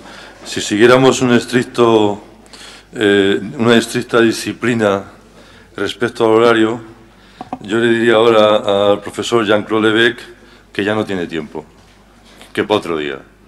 Pero como lo que nos interesa es, más que nada, escuchar a todos los que han sido invitados y que tienen muchas cosas que decir, como acabamos de ver en las tres intervenciones anteriores, vamos a escuchar ahora al profesor Jean-Claude Lévêque. Lo único que yo haría al estilo de mi admirado Jonathan Swift, haría una modesta proposición. Y es que en este orden de mesas redondas o de intervenciones diversas, para que no lleguemos a lo que podríamos llamar el caso Lévêque, ¿no? Se sortee antes quién habla el primero y quién habla el último, porque así por lo menos hay cierta variedad, porque si no el último, siempre como en las carreras ciclistas, tiene que ir casi más deprisa que el primero que va delante del pelotón. Bueno, Jean-Claude Lévêque es profesor investigador contratado de la Universidad de Turín, ha sido también investigador contratado en el Consejo Superior de Investigaciones Científicas de Madrid, es miembro del grupo aquí en la Complutense del grupo Escritura e Imagen y miembro del Consejo Editorial de diversas revistas, citaré, entre otras, la de Escritura e Imagen. Entre sus publicaciones destacan una forma de la razón histórica, la filosofía de Ortega y Gasset como filosofía europea, márgenes de Jean-Louis Nancy y ediciones, por ejemplo, Dare forma alla contingenza, scritti e sculturi, de Berta Alvin, editado en Milano, y de varios artículos sobre filósofos franceses actuales como Balibar, Badiou, Rancière. Y es también editor de las notas de Ortega y Gasset sobre Dilthey en la revista de estudios orteguianos. Va a hablar de una de las claves, ya que hablamos de los desafíos de la democracia, o a la democracia, o en la democracia, en la historia. Va a hablar el profesor Lévêque de una de las claves de la vida democrática, que es, y esto lo estábamos viviendo ahora de manera particular en España, que es el respeto a la ley y el hecho de que esa ley sea igual para todos. Cuando estamos contemplando amenazas a lo que constituye el principio de convivencia en una sociedad, como es la Constitución, no porque no se pueda, claro está, cambiar y transformar radicalmente, sino porque se vulnere mientras esté en vigencia. Es decir, las cosas que se tienen que cambiar, se cambian y punto. Y además, si me permiten, para seguir con la idea de Michelet y el pueblo, y las cambia el pueblo. Si no espontáneamente, a través de una cosa bastante civilizada, que son unas elecciones. El profesor Lévêque va a hablar sobre Ortega-Kelsen y la teoría de la Constitución. Consideraciones críticas. Muchas gracias.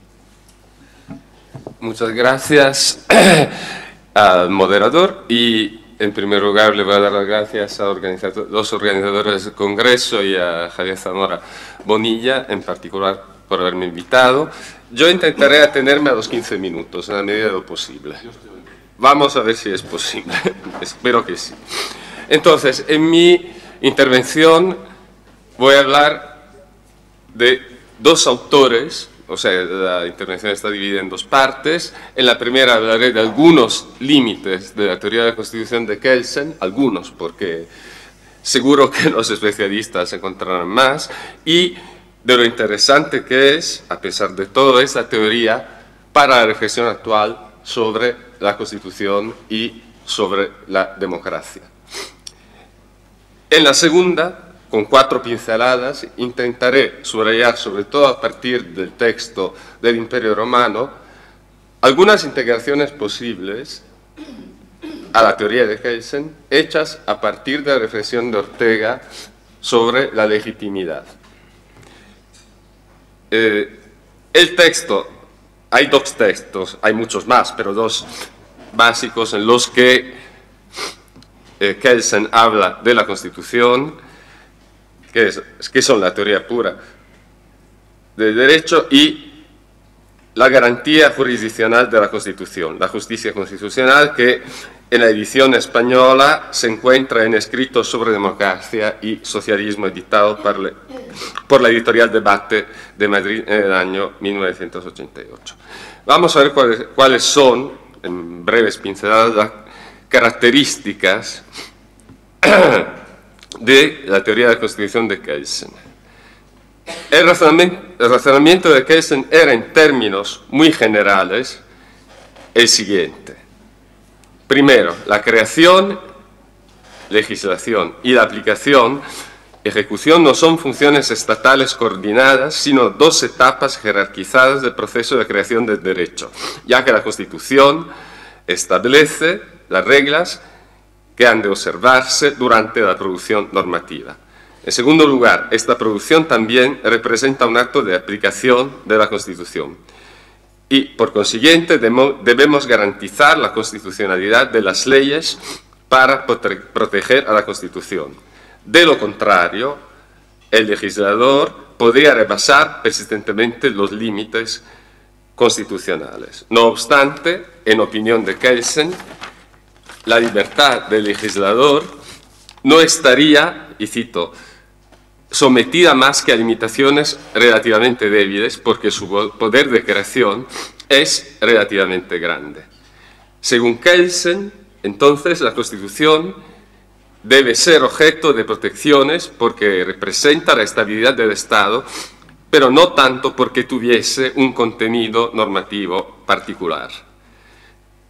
De hecho, podemos arguir que, en principio, la propuesta de Kelsen no estaba dirigida a la protección de los derechos fundamentales. La Constitución, en su teoría, podía perfectamente no contemplar estos derechos y seguir siendo la norma suprema de ordenamiento. El verdadero valor que debía protegerse era la estabilidad constitucional, que en todo caso no es poca cosa. El verdadero valor era esto, y entonces, a pesar de lo que he dicho antes, Kelsen no desconocía que algunas constituciones modernas contienen no solamente reglas sobre los órganos, y estoy citando, y procedimientos de la legislación, sino también un catálogo de derechos fundamentales de los individuos o libertades individuales. Y aceptaba que en esos casos la Constitución trazaba límites de contenido a las leyes futuras. Pero esto no significaba que el autor promoviera un control de la constitucionalidad material como se había impuesto, por ejemplo, en Estados Unidos. Para Kelsen, toda inconstitucionalidad material se reducía a una inconstitucionalidad formal, porque la Constitución podía bien ser reformada con la finalidad de incorporar el contenido de la ley o bien con la intención de abrogar la norma constitucional en la que se fundaba la inconstitucionalidad. Por ese camino, cualquier ley podía ajustarse a la Constitución. Como se puede ver, en la teoría de Kelsen, la constitucionalidad material de una norma depende del contenido contingente de la Constitución y no de la existencia de algunos bienes protegidos por su importancia particular. Y lo mismo vale para los principios constitucionales como justicia, libertad e igualdad. Solo adquieren significado cuando la Constitución los contempla, pero incluso en este caso no añaden nada a la realidad efectiva del derecho. Dicho eso, una pequeña observación con todos los límites que podemos ver desde otra perspectiva en la teoría de la Constitución de Kelsen. Con esto ya tendríamos una base importante para garantizar las constituciones y además la igualdad de los ciudadanos.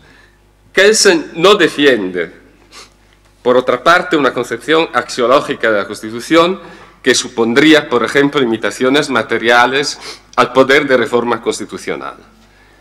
En su teoría, el Tribunal Constitucional es, y es verdad, una autoridad suprema facultada para anular las normas que entran en contradicción, formal o material con la Constitución, pero los contenidos constitucionales en sí no son inmodificables.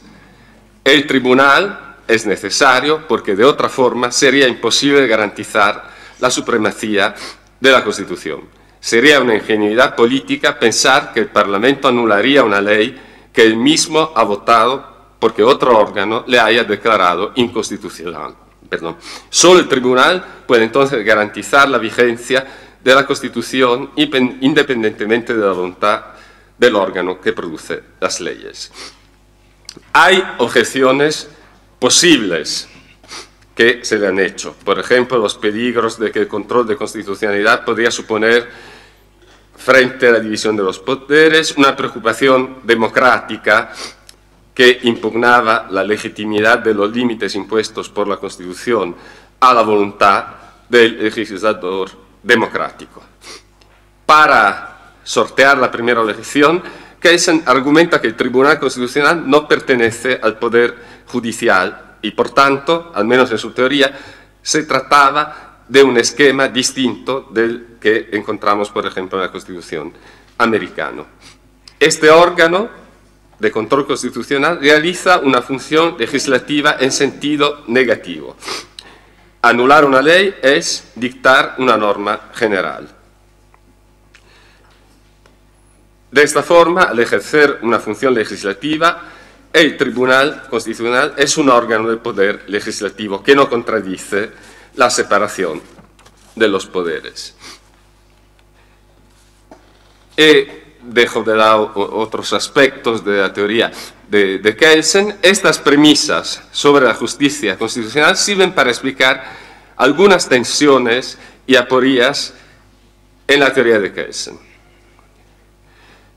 Así como la Constitución de la República de Weimar puede ser considerada un primer ejemplo histórico de democracia constitucional, la obra de Kelsen puede asumirse como una teoría que se ocupó por primera vez de dos sistemas que integran el modelo, el constitucionalismo y la democracia en su versión contemporánea.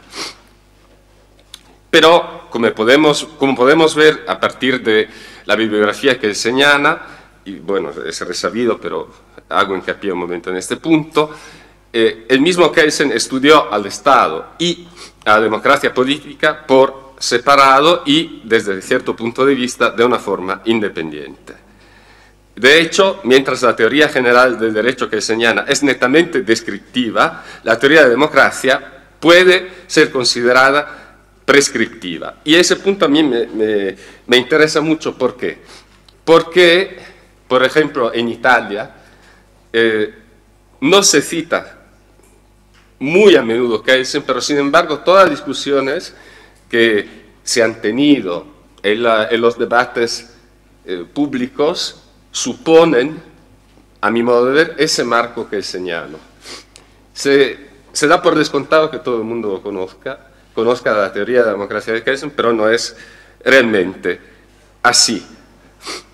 Y además lo que es interesante es propiamente esa tensión entre la teoría de la Constitución, que de alguna forma podríamos decir subraya más las características de la Constitución formal con respecto a la Constitución material o a la materialidad de la Constitución, y en cambio el análisis que Kelsen lleva a cabo sobre todo en el texto de 28 von Wesen und Wert der Demokratie, sobre la esencia y el valor de la democracia, que es un texto, claro, del Kelsen que todavía está en Europa y reflexiona sobre la Constitución de Weimar, y poco después va a debatir con Carl Schmitt de forma contundente. No voy a hablar de este tema porque ya he hablado de este tema hace algunos años, pero lo que es importante es que ese marco que se da por descontado, pues está todavía en larga parte condicionando el debate actual sobre la democracia y nos ofrece un esquema de una democracia liberal muy, muy interesante ahora mismo, que nuestras democracias están atravesadas por tensiones muy fuertes. La teoría pura del derecho de Kelsen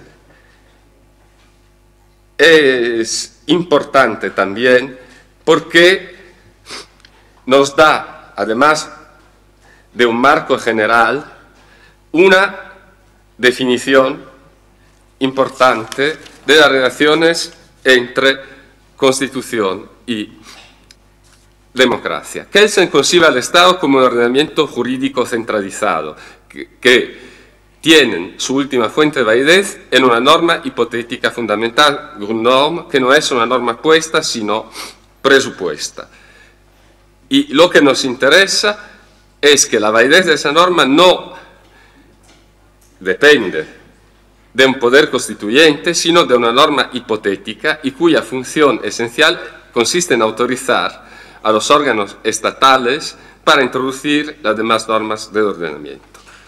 Y ese punto, como han subrayado varios críticos que han puesto en relación el pensamiento de Kelsen con el pensamiento de Ortega, es un punto que Ortega no aceptó en las pocas líneas que dedicó a la obra de Kelsen. Y a partir de aquí quiero hacer hincapié en la segunda, ya en el proemio de la segunda parte de mi intervención, sobre las posibles relaciones entre el marco general kelseniano y su implementación por la teoría del derecho como uso fuerte en Ortega y su reflexión sobre la legitimidad. Entonces, con Kelsen tenemos un marco general que nos permite asumir una idea normativa de democracia, de cuño, yo diría, liberal en un sentido amplio, liberal democrático. Pero, evidentemente, hay algunos problemas que permanecen sin solución si nos ceñimos únicamente a la teoría del derecho de Kelsen.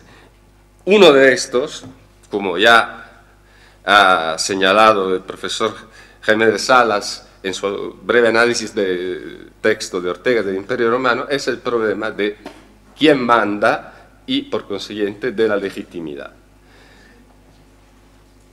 Ese problema no está tratado por Kelsen, pero en este momento, en este contexto histórico, es de una importancia sobresaliente. Y la pregunta entonces sería, ¿cómo determinar la legitimidad de las instituciones o cómo afirmar la legitimidad de las instituciones frente al empuje populista, nacionalista, al que las constituciones, digamos liberales, para entendernos, están sometidas? Claro, ni en del Imperio Romano, ni tampoco en El hombre y la gente, ni en las lecciones sobre la historia universal en torno a Toynbee, Ortega nos ofrece una solución, pero nos ofrece pistas. Por ejemplo, nos hace ver que, bien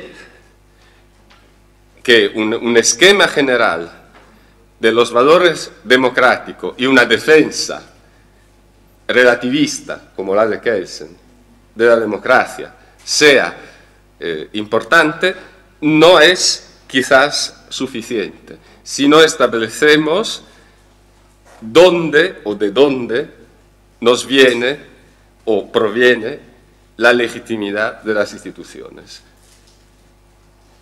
Y entonces, mi pregunta es, ¿sería necesario atender a pensar una nueva forma de sociología del derecho o no, para intentar dar una definición más adecuada de la legitimidad de la Constitución? Ha habido varias soluciones, por ejemplo, una, quiero decir, muy radical y muy discutible, se ha propuesto en los años 60 y 70 en Italia, a partir de los textos de Antonio Negri, la forma Stato, que era una reevaluación de las tesis de Mortati sobre la materialidad de la Constitución frente justamente a la tradición alemana y neocantiana. El otro punto es, frente a las objeciones, y se hablará de esto por la tarde, entonces no voy a insistir en los textos de Carl Schmitt, porque ya lo he hecho y luego tendrá lugar un debate más amplio, pero ¿cómo vamos a poder defender de forma contundente a los valores liberal democráticos en una situación en que parecen haber perdido su legitimidad? Parecen, no digo que lo hayan perdido de verdad, pero parece que sí. Parece por lo menos que esta legitimidad esté en peligro. Yo creo que si leemos a esos tres autores, a Ortega, a Kelsen y a Schmitt,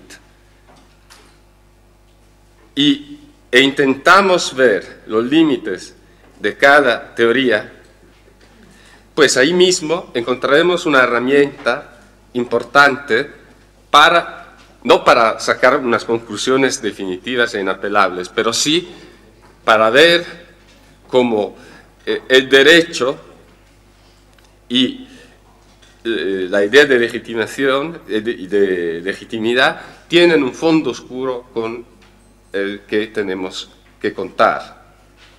Y con esto termino para dejar 5 minutos para la discusión, remitiendo también, porque es importante, al prólogo para franceses de la rebelión de las masas, donde hay una discusión muy interesante sobre el liberalismo francés del siglo XIX y una reflexión también sobre estos mismos temas. Muchas gracias.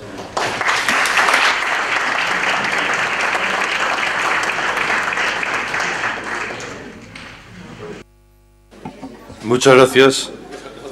El profesor Lévêque lo ha dicho muy bien, lo ha dicho estupendamente bien al final de su conferencia. 5 minutos, o no, ni siquiera 5 minutos, y creo que está bien, si no tenéis la tarde y las siguientes conferencias para ir preguntando. Los asistentes siguen aquí, porque es que nos hemos pasado de hora y además estamos ya en una hora muy complicada para la siguiente mesa, porque claro, hay un momento en el que ya todo el mundo empieza a sentir que el desayuno está muy lejos. Entonces hay que